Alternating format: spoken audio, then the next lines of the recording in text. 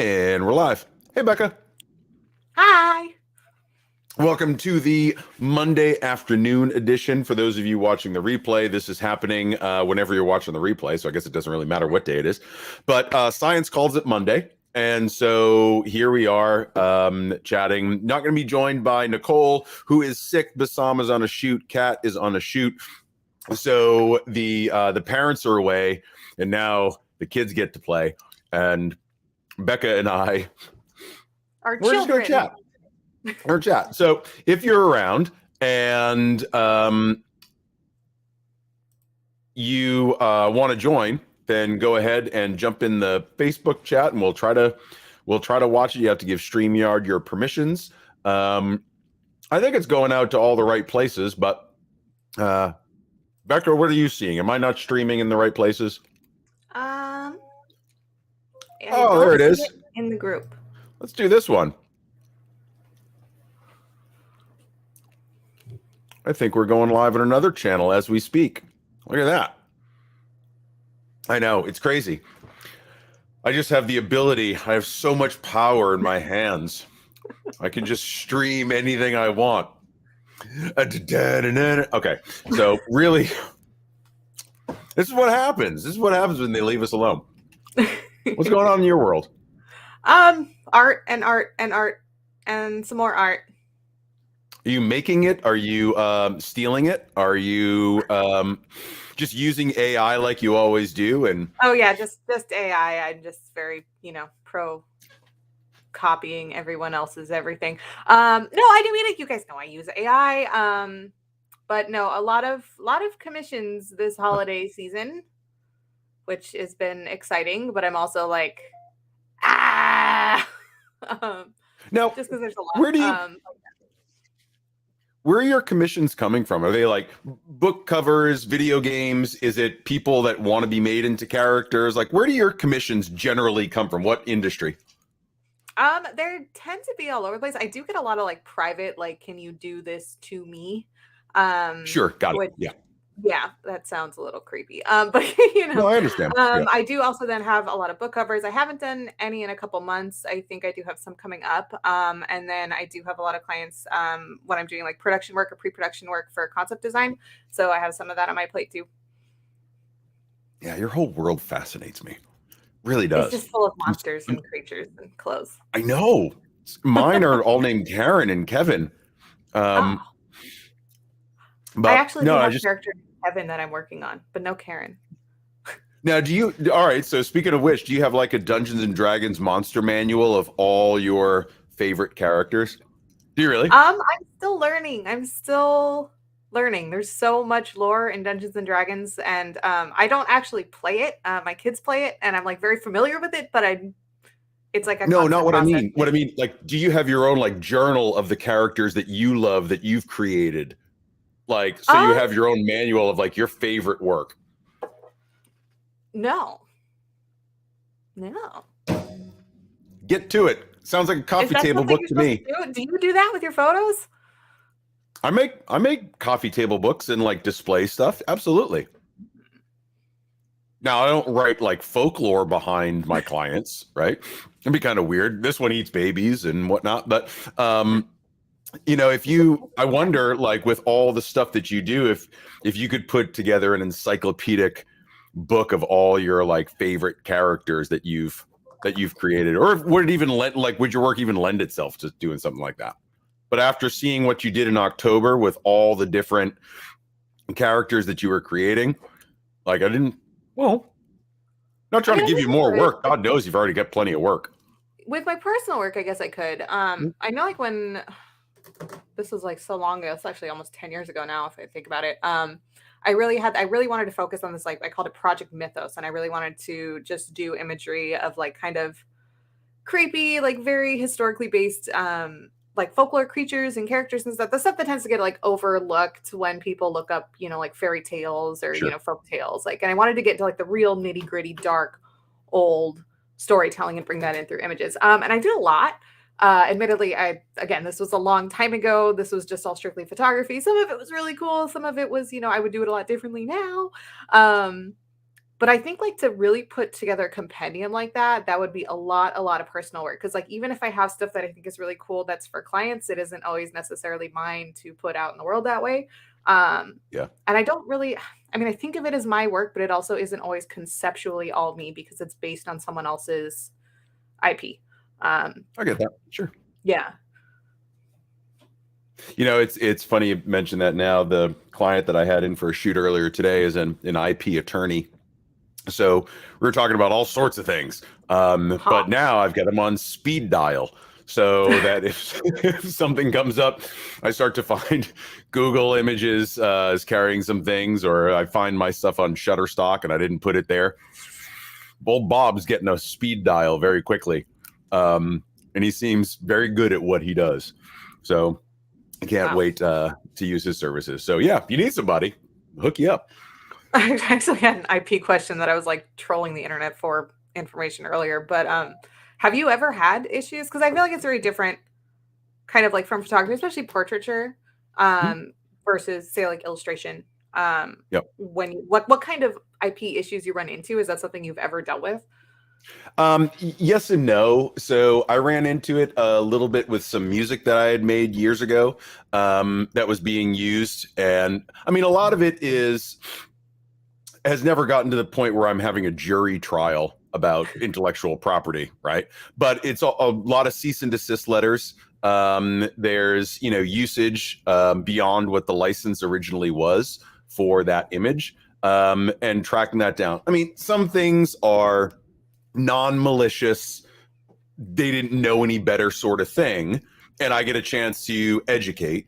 Some of them are a little bit malicious and seeing what they can get away with. And then there's also the flat out stealing.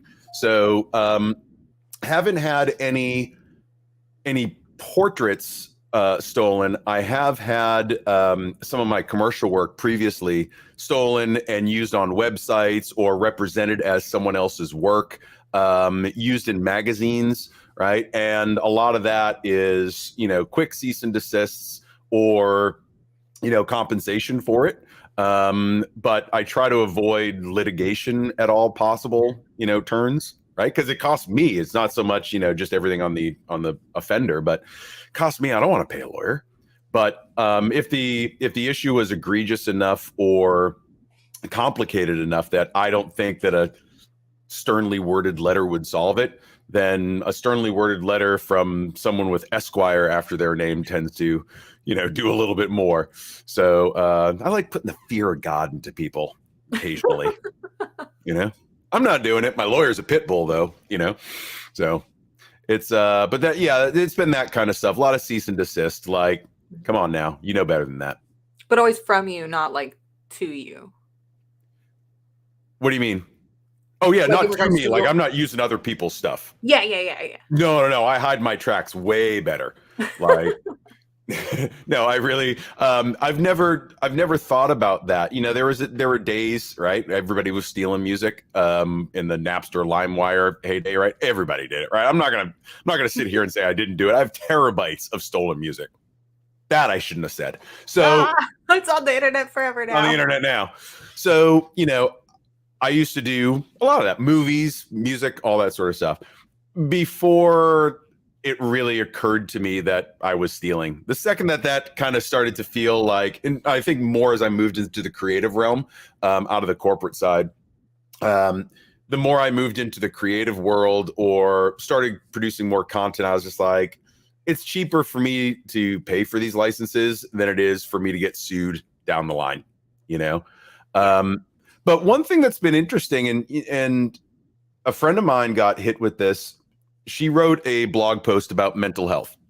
This was shortly after Robin Williams passing. And so she had written this big, long thing about mental health that she deals with. And she had kind of used a few images throughout. And one was, one of Robin Williams. And man, I think it was whatever Getty might have come after, or one of the big image managing agencies came after her and was just like, nope, we saw it out there, you're going to pay us.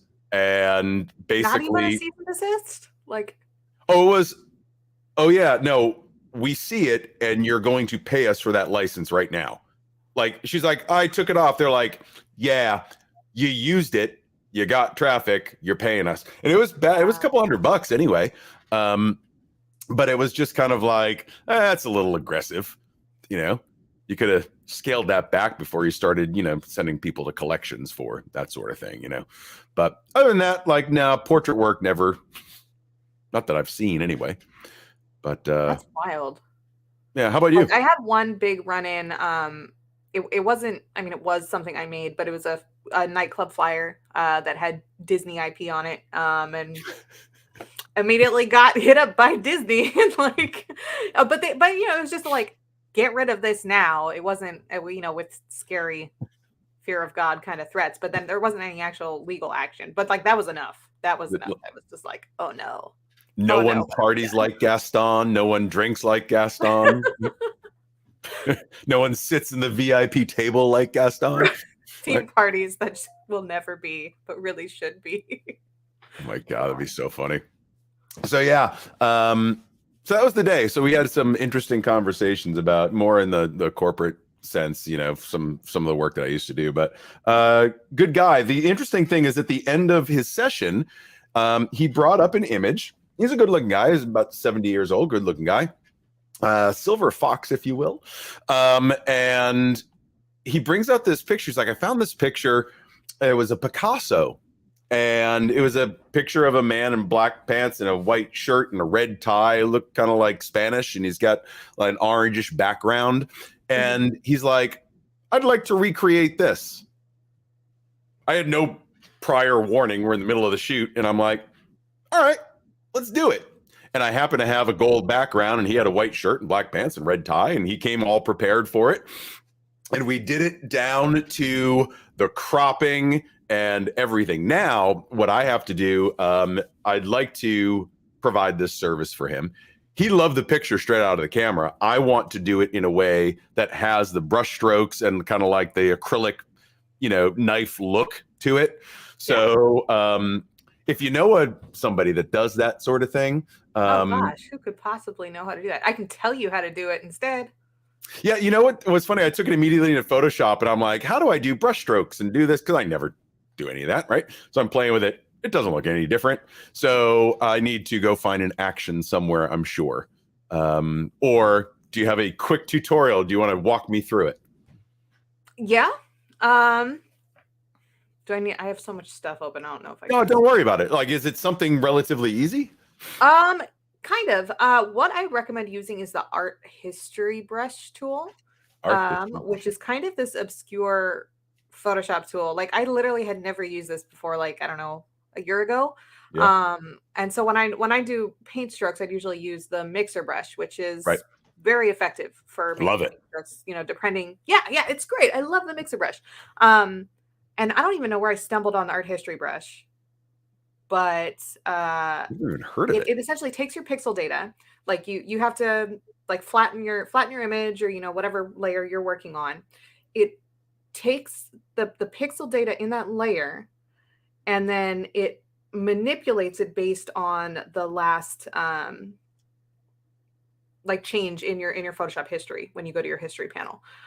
So you have to basically like select your layer, you go to the history panel, and then you like click on there's like a little icon next to the last thing you did where you can click a little brush tool, and it's going to sample all the data from that place in the history, and then it's going to manipulate it into different brush strokes. So if you get a brush that looks like paint texture and then you paint with this, it's going to take those pixels and turn them into these paint strokes, if that makes sense.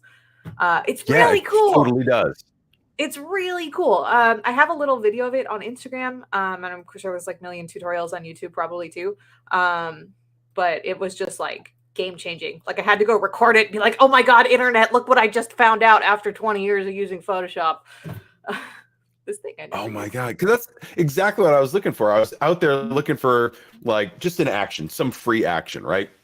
That I really just do need to turn it into that look. And I figured there's got to be a filter or something, like very easy one-click sort of thing out there. And so I found one that is like a paint daub knife sort of thing. And I like the way that they set the action up. masks everything for you. It gives you a couple of different layers, and you kind of, bring the stroke on. But it just doesn't look right, and I don't have the time or wherewithal to create my own brushes and set the right scatter and do. I just don't have time for it. Give me an easy button, right? And so I'm gonna try. I've never heard of the art history brush, but I love using the mixer on so many parts. So this sounds interesting, and cough drops because I sound like hell.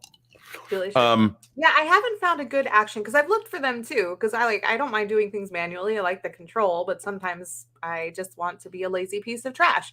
And absolutely nothing like in the free realm.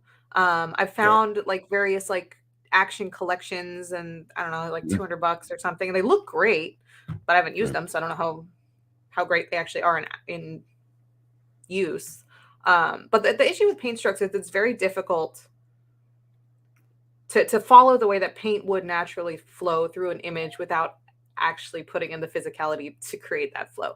So, but I found that the art history brush, if you get the right brush, if you play with different settings, you can get close. You can get close. Now, I'll get super nerdy, but yes, it's us. So knowing that on Wacom pads, you've got pressure sensitivity. Right. Is there a velocity sensitivity as well? So it would get, along with the pressure, would there be, a velocity sensor as well to combine with it, to make it feel more like actually painting? Does that make sense? Or is that I'm trying to get too technical for something that ain't that hard? I describe more what you mean by velocity. So I think yes. I'm just trying to make it feel more like real strokes. And I know that there's the pressure sensitivity as you lift off, it gets a little bit lighter and all that. But I just didn't know if there was something about like the jitter, if you're setting a jitter for a certain velocity, that it would continue on past where you're going. So it flows a little bit more like paint, or, it. And I'm talking out of clearly pure ignorance. These are like brush things that I never play around with, but I've seen, right? So I didn't know if there was anything like that to make that paint to make it feel more like fluid paint, acrylics or oils or watercolors or whatnot. I assume it's out there somewhere. I just didn't know if that was something you used. So holy shit, I'm caffeinated. I think in the size jitter controls, with the fade control, you can kind of get that effect. Gotcha. I don't know if it'll really continue far past where your brush is, but hold on, let's try. And you get what I'm saying there, right? Yeah. That being said, I feel like once the stylus is off the tablet, like I feel like that's the end of it. Inertia is the word I was looking for. Inertia. Yeah, but I don't know. While you figure out things about questions that I ask that have absolutely nothing to do with anything, I'm going to talk to the rest of the crowd. So this episode is brought to you by cough drops and some virus. Good Lord. It's been a long week and it's 3:00 on a Monday.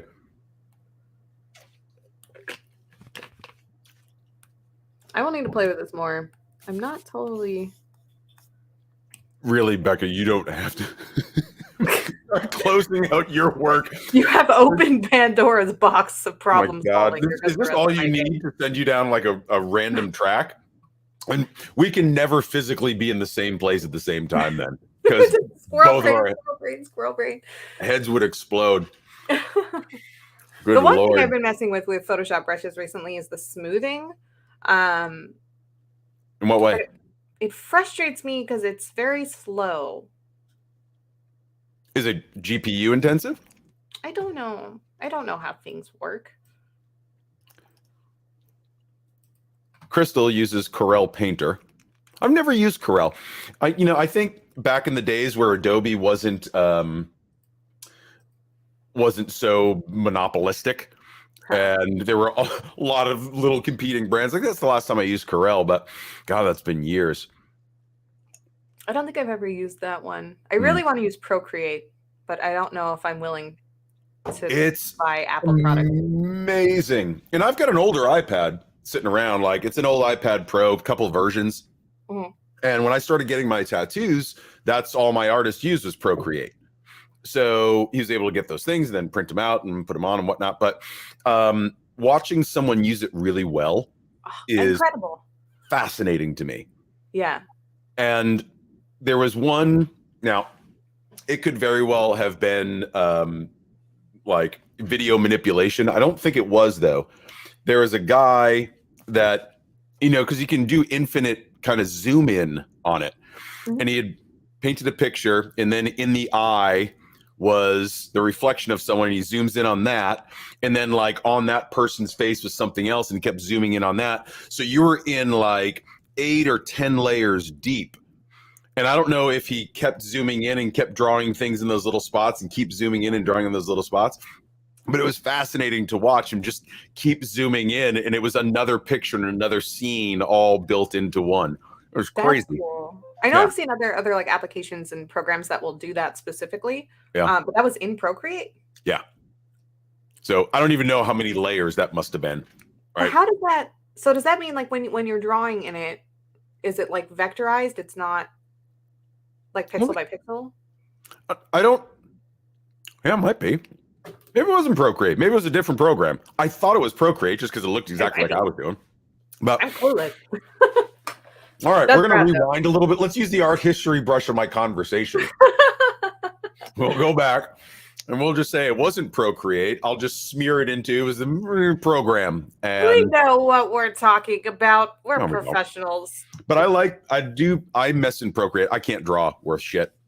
But I like to use Procreate and play with different techniques, try to sketch, Mhm. right? Trying to use it in a way that I can at least storyboard out a video or storyboard out a shoot. Like, I use it more for that than I do for producing a final piece of art. Sure. Yeah. I mean, just having that like there, like essentially a digital paper Right. that behaves like, oh my God. I want it. You have it sitting right in front of you. But it's not. I can't sit on my couch and like watch Netflix. All right, let's scale that back. Do you sit anywhere else in the house besides the chair that you're in? I like to lay in bed. I do like to sit on the couch. Sometimes I lay on the floor. I remember sitting on the couch in May. That was a good day. That's funny. It's a good thing. Like I haven't been. Oh God, I haven't like been on set or like in a real production meeting in a while.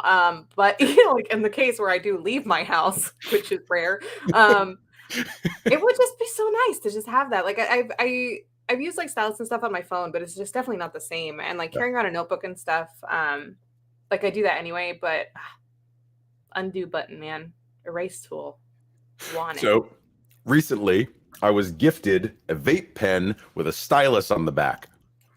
What? I was gifted a vape pen with a stylus on the end. I'm like, these two things do not go together.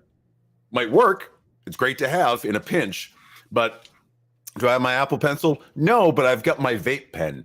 So here you go. I mean, something about it works. Someone bought that and gave it to you. No, they acquired it. So acquired it. But I'm like, but it's one of those like old school like bubble stylus tips, right? So it's not a fine point or anything. But I'm like, what am I going to use this on my? I can use this on my phone and not have to take my gloves off.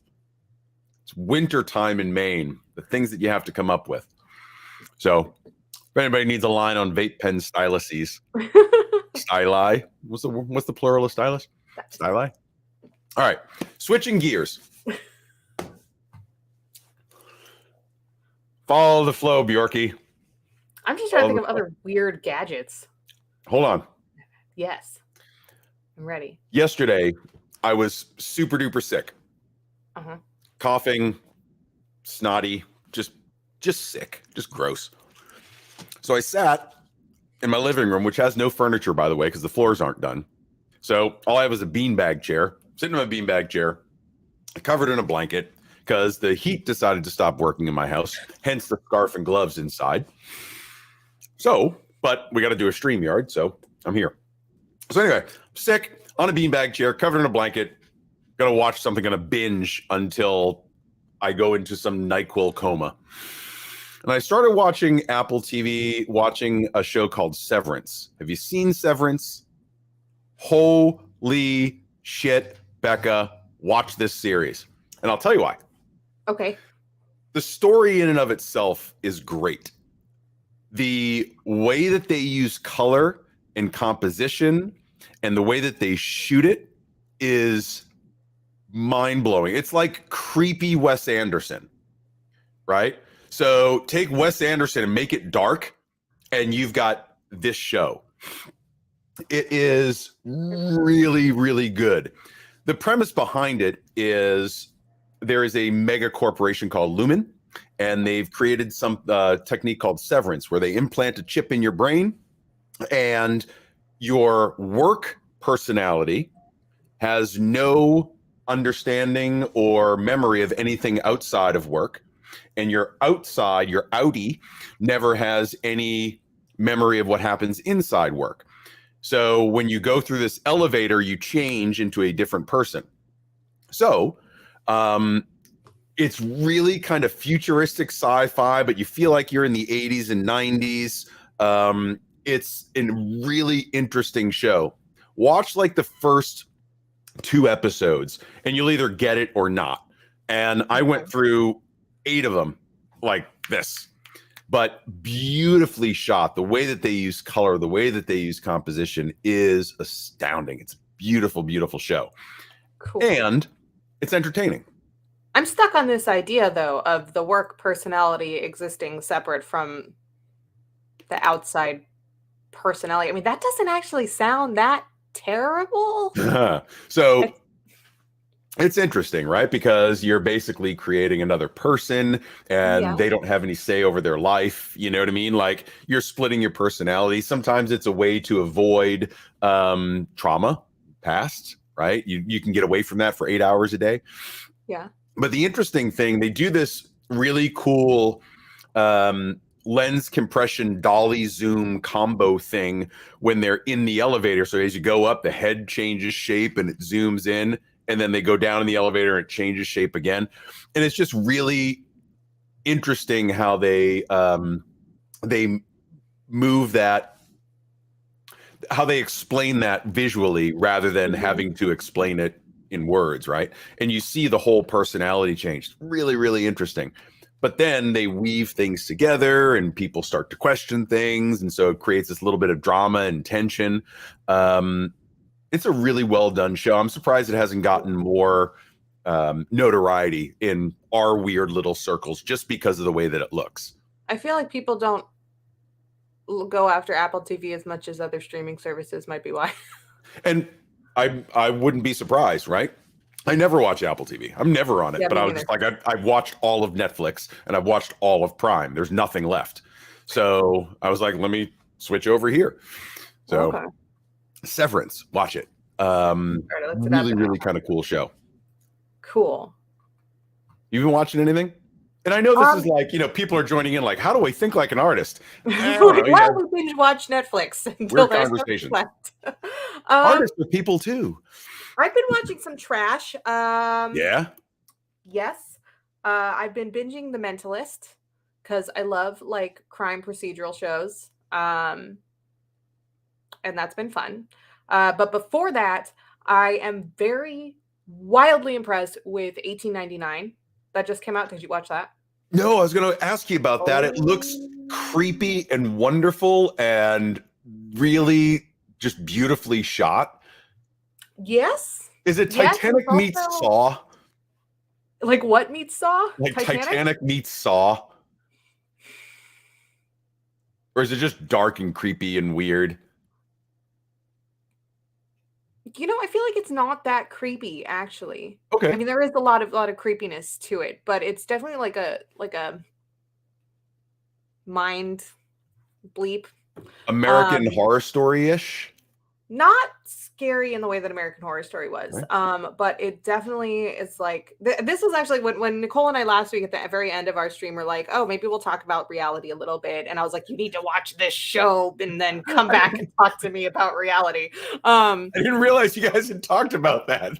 Only very briefly. It was like, oh, maybe Okay. maybe we'll talk about that later. But it just it is beautiful. It is designed spectacularly. I mean, Really? just visually gorgeous, graphically impressive, historically impressive. And the story itself is super, super interesting. Like it's definitely one of those things where you think you know what's going on and you have no idea what's going on at Awesome. all. That's great. And like I feel like I tend to pick up on stuff pretty quick. Like even in my like crime binging that I love to do, like I know who the killer is, but it's still like I'm enjoying it. This show, I had no idea. I love that. I love that though, right? Incredible. Yeah. Yeah, I'd seen that come out and I was just like, oh, this is going to be some Bermuda Triangle stuff and, it's going to get weird. And I had to make my choice, man. I was like, Severance, or I get 8 hours to just lose myself. Where am I going? Right. And all right, next time, next time I get sick, probably tomorrow, I'll be watching 1899. It's very, very impressive. I did not know what to expect going into it, and I really appreciate that in film. Like it's one thing. It's like when you go into like a TV or a movie, right? And you kind of know what's going to happen, and it's enjoyable, but you know the story and whatever, and it's great. I had no idea about anything. I saw a couple jokes about Titanic, and I was like, okay, I like historical drama. I was not prepared. I was not prepared at all. I was not prepared. On historical drama though, and I'm also looking forward to, I think it's 1923, it's coming out, but 1883. I don't know if you watched that. Is that the Yellowstone prequel? The prequel to Yellowstone. I like my Sam Elliott. Yeah. I was so utterly floored by that show. Again, I was like, I need some Western inspiration because I was working on a Western project, and I was like, let's watch some cowboys. Like, okay, I did not expect to be like sobbing over cowboys at 2 a.m. Like that was not on my agenda, but also just really spectacularly well researched and well designed, beautiful storytelling. And I appreciate it too. I only watched like one episode of Yellowstone. It didn't really get me. I might go back and try again, but it stood on its own. It's like however many episodes it was, 8, 10, I don't know. It told its story. It told the story it needed to tell, and it did it concisely and incredibly well. Now, when you watch a show, are you as insufferable as I am to watch a show with? Because I'm pointing out any historical or technical inaccuracy. Like that phrase didn't exist then because they didn't have that reference point. So no. When they say okay in the Middle Ages. Yeah. And hit me up, boo. Right? No, they never really said that in Camelot.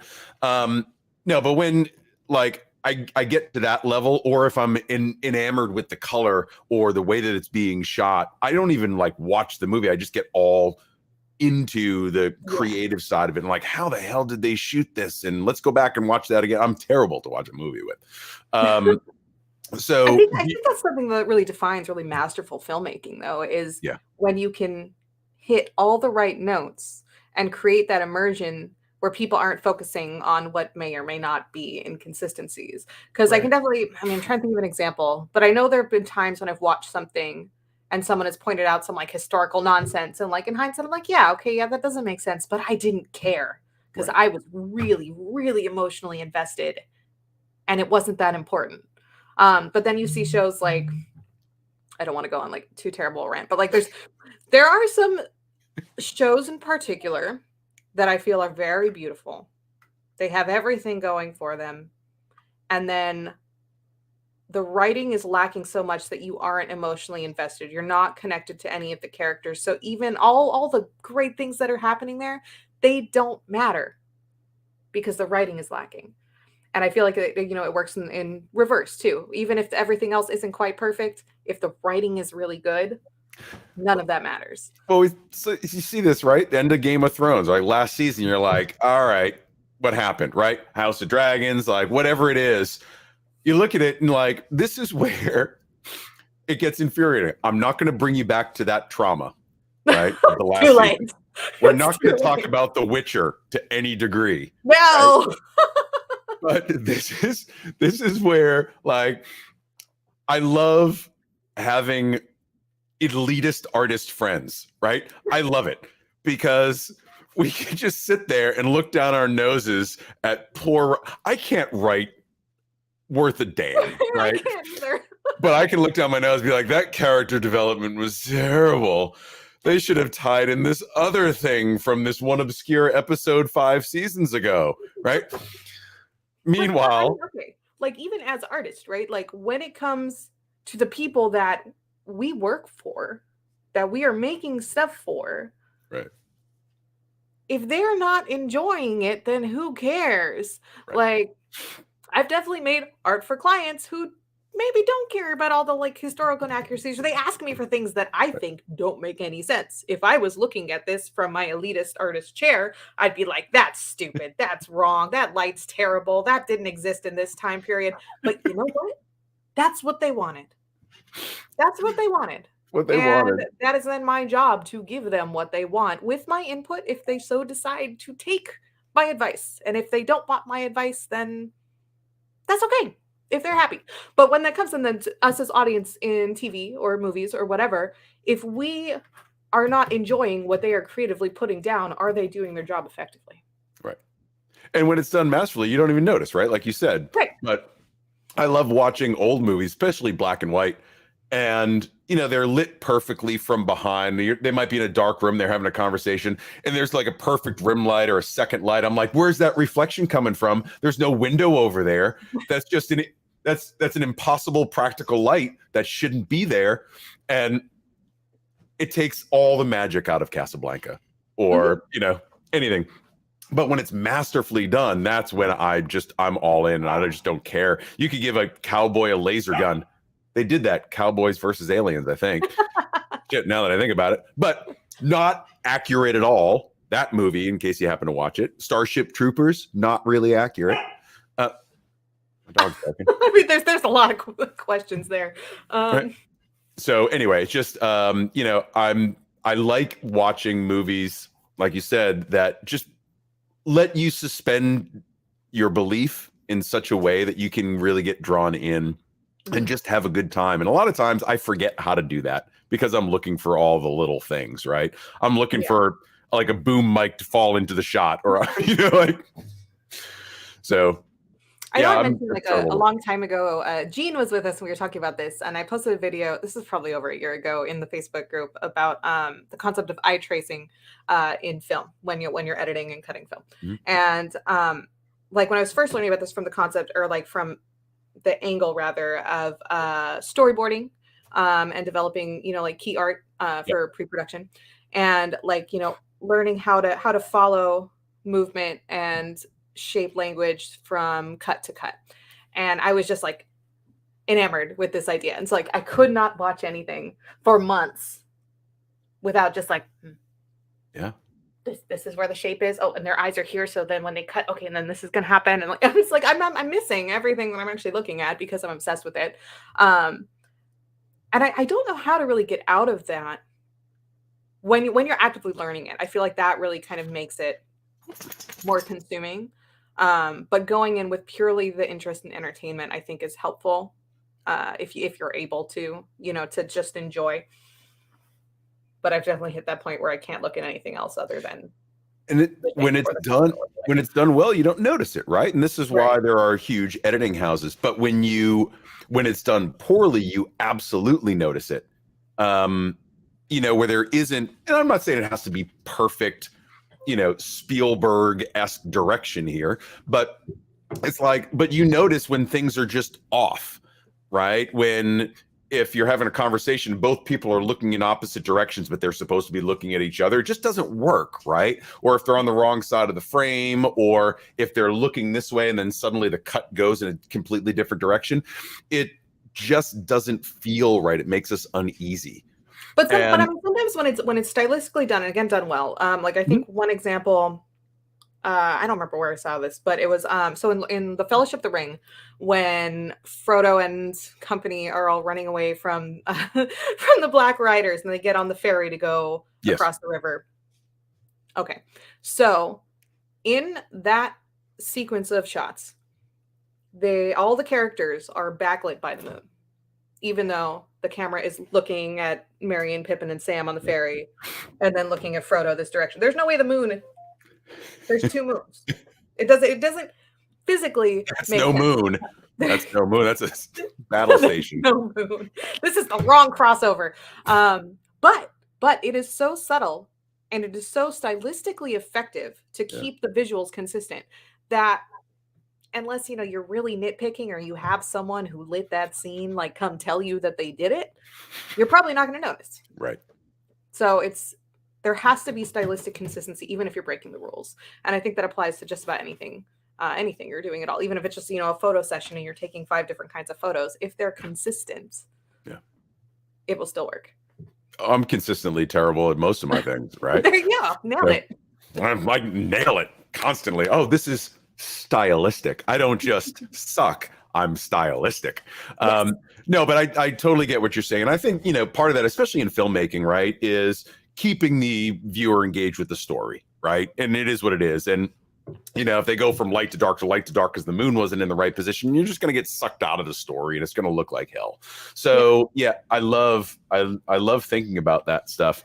But I also love when it's so subconscious that you don't even notice it. And you're so wrapped into the story. That Tom Cruise, boy, he's dreamy.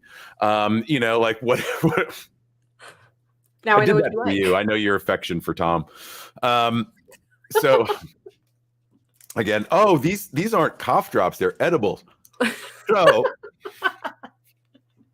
didn't realize that. So yeah, whenever I'm making a commercial for one of my clients and I'm doing some of this stuff, I realize that I put a lot of thought and energy into those cuts, into the movement, into the pans or whatnot. So I don't have to use a ton of transitions, fake transitions and any of that. You just do it right the first time. However, as hard as I work on that, there are so many 14-year-old girls on TikTok making better transitions than anything that I will ever do, where they're spinning their own head around in sweatshirts and taking I have no idea how any of these transitions are done. And if they're all done on this little device, then I'm pretty much hanging it up because I can't match that. I can't hang. But they have an intuitive sense of what those transitions look like, right? And they're starting to plan them out. And I don't ever remember doing that when I was starting out filming. You don't think of these things. And kids are intuitively now incorporating shots and takes and lighting and transitions, and they're thinking ahead in the storyboard of how they want to piece together these videos. And I find that fascinating. So, there's a guy here locally who put out a thing on Facebook the other day, looking for someone to help us with reels. He runs a small business. Looking for someone to help us with reels. You must send us your 5 best reels so we can evaluate you. Or that's reasonable. Why? It's like looking at a portfolio. I get that. However, I'm going to save my thoughts on that one. I understand it's kind of like a portfolio, but it just seemed like an oddly specific thing to be asking for, versus hey, you want to work for me? Get in touch. And then you have that portfolio question. It seems kind of strange to be asking for portfolio submissions for something like this. I'm not talking about working with a big agency or anything like that, but I don't think so. No, you don't think so? No, I don't think so at all. I think that's completely reasonable. I mean, even at any kind of job listing, I mean, if you're talking to people you don't know, I mean, what's your resume, right? Or, even something artistically, include a link to your reel, or, include a link to your portfolio or your art station or whatever. That's pretty standard. And if you're hiring someone specifically for a job, don't you want to see that they can do the job? Yeah, I don't think you're wrong.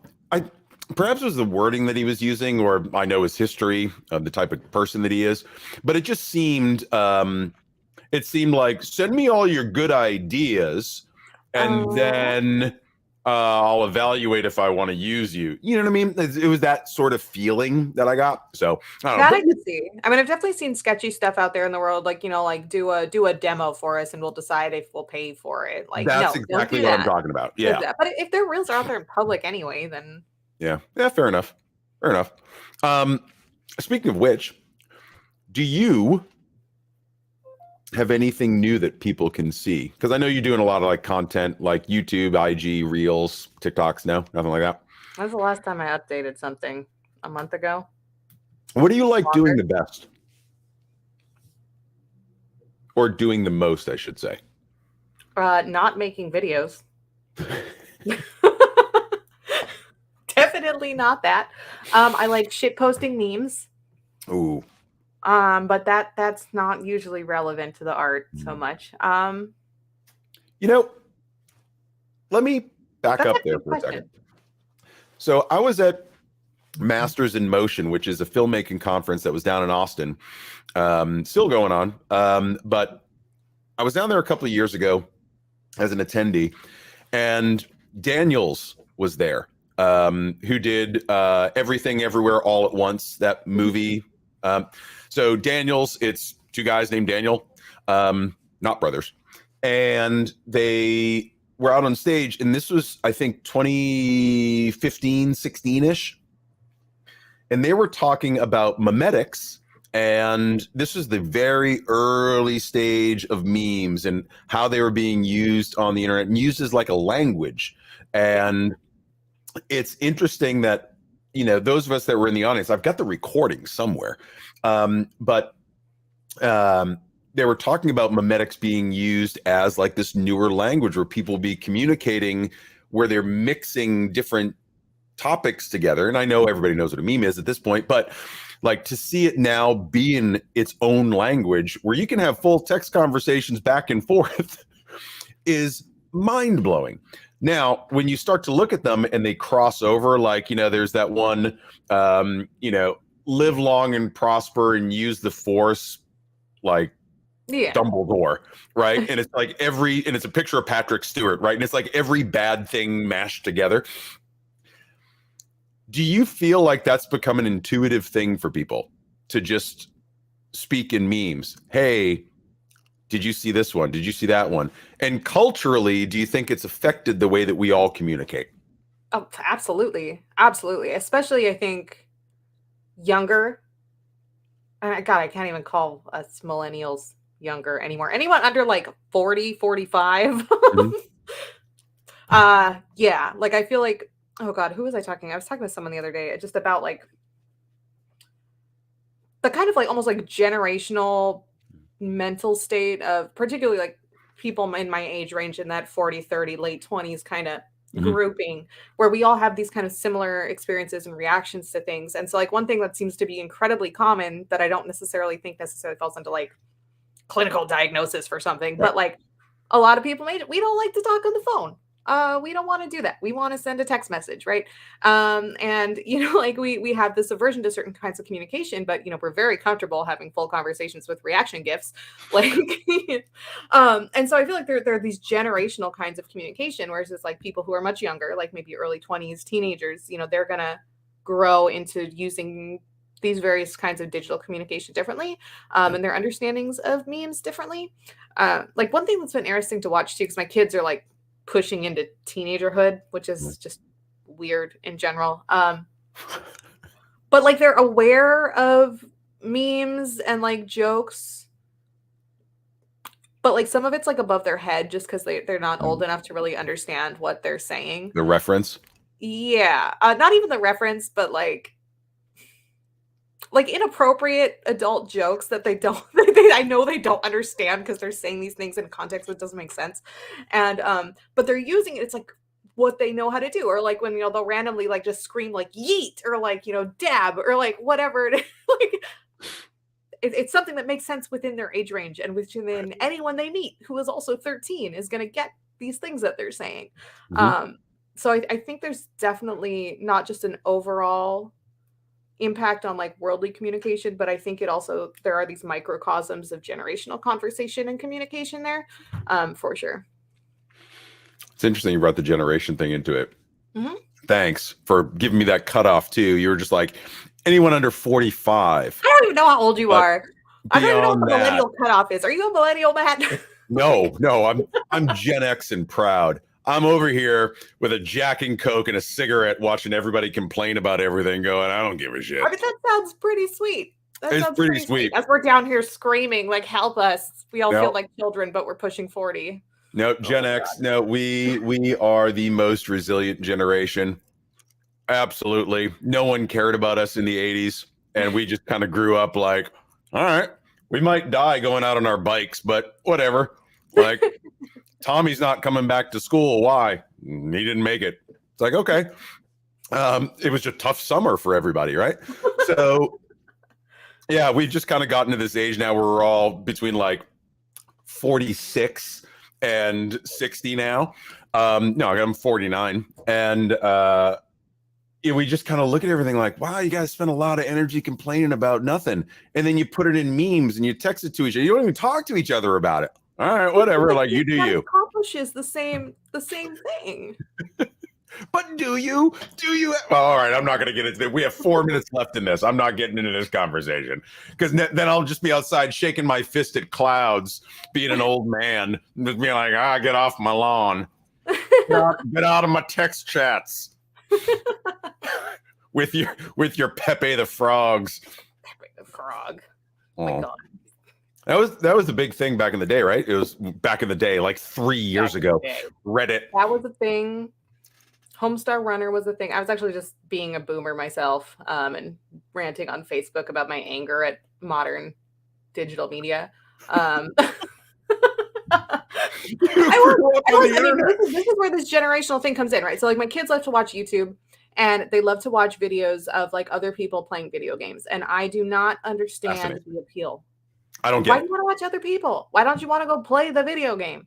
But I remember like being on the internet also at 13, and I saw some very bad things on the internet at that point in history, but but it was things that get explained in passing. There was some stuff that also like generationally, I feel like everyone who is like early 30s has seen certain videos that should not have existed. And you know, it's cultural like generational bonding. Oh my God, that's so funny. But yeah, so I wonder like these differences in what was the purpose of the media. Like in the early age, like early 2000s, there was a lot of stuff that was just made to be creative, right? It was just made to be funny. And like now with monetization and things like TikTok and YouTube, right, where a lot of people aren't just creating to create, they're creating to make money and to make a career. Yeah. So the motivations behind that creativity and what gets put out there and what draws in views is very different than what was popular math 15, 20 years ago. And I'm curious then how that's going to shape how kids now, those 13-year-olds now, are going to behave in 15 years because they consumed a very different kind of media than people my age. And that's definitely what I look at, right? And I try to understand where that's going too, because it's important to be able to communicate, you know, or at least understand how things are communicating, right? I definitely don't want to be this old guy that's just like, back in my day, we used to, you know, even though I'm already doing that and been doing it for about 15 years. But I think there's other folks that I know that are in their 70s and almost 80s using all these apps. It's not a generational thing. It's how much do you want to invest and does it even interest you, right? Yeah. So that's the thing. And I think once you're immersed in that culture, whether it's a social media app or creative circle or whatever, the people that are interested are going to show up. And sure, it might be disproportionate. You're going to have a lot more young kids versus older people. But I think the people that are interested are going to show up. Yeah. Right. And there's the majority. You can call them boomers. You can call them whatever. But I don't like to lump into categories. Except for a couple of groups of people. And I'm going to leave you guessing on those.